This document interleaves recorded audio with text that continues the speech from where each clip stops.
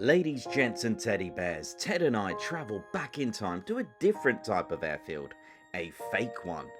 These fake airfields were known as decoy airfields, and their purpose was to make the enemy aircraft think that this was the real thing and to bomb the decoy airfield instead of the real one.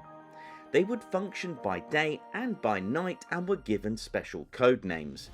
A K site was for daytime operations and a Q site was for nighttime operations.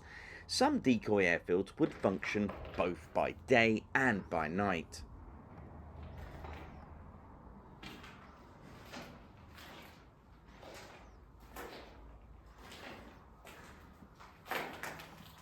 This is Maxey Decoy Airfield in Cambridgeshire, and it was to protect nearby RAF Wittering. It was built in 1940 and an officer would have been in this very bunker operating the controls on the switchboard to bring the fake airfield into life. From special lights on the runway to a spotlight to make believe a taxiing aircraft, Q sites though did pose some hazards of their own, as some of our own allied aircraft thought this was the real airfield.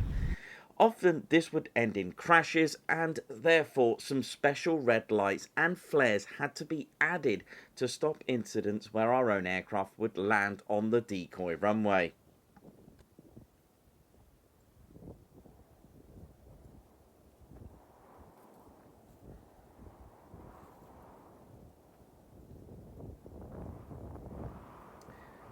The decoy airfield would have also contained fake aircraft, and these aircraft would have been those that would have functioned at the real station. For example, during the Battle of Britain, RAF Wittering were operating aircraft such as the Hawker Hurricane, so there would have been fake Hurricanes here at Maxi.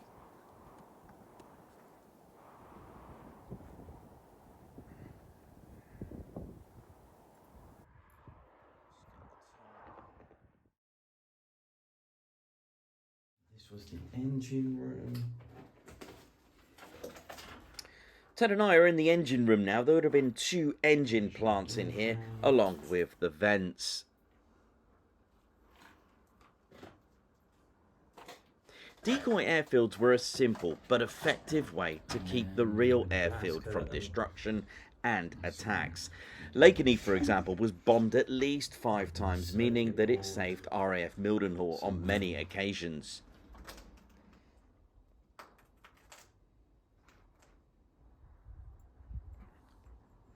So we're now approaching the main ops room. To the right there would have been a switchboard. To the left would have been oil and petrol store. Now the ladders that you can see here would lead up to the main spotlight, which could be used to mimic taxiing aircraft. Really get Ted to climb up those steps.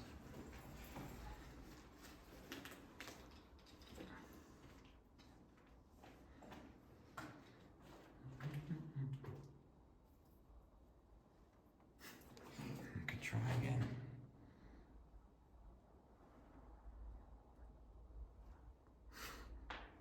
Yeah. Materials varied for fake aircraft. For example, at RAF Lakenheath in 1940, when it was a decoy airfield, the fake Wellingtons would have been made out of plywood.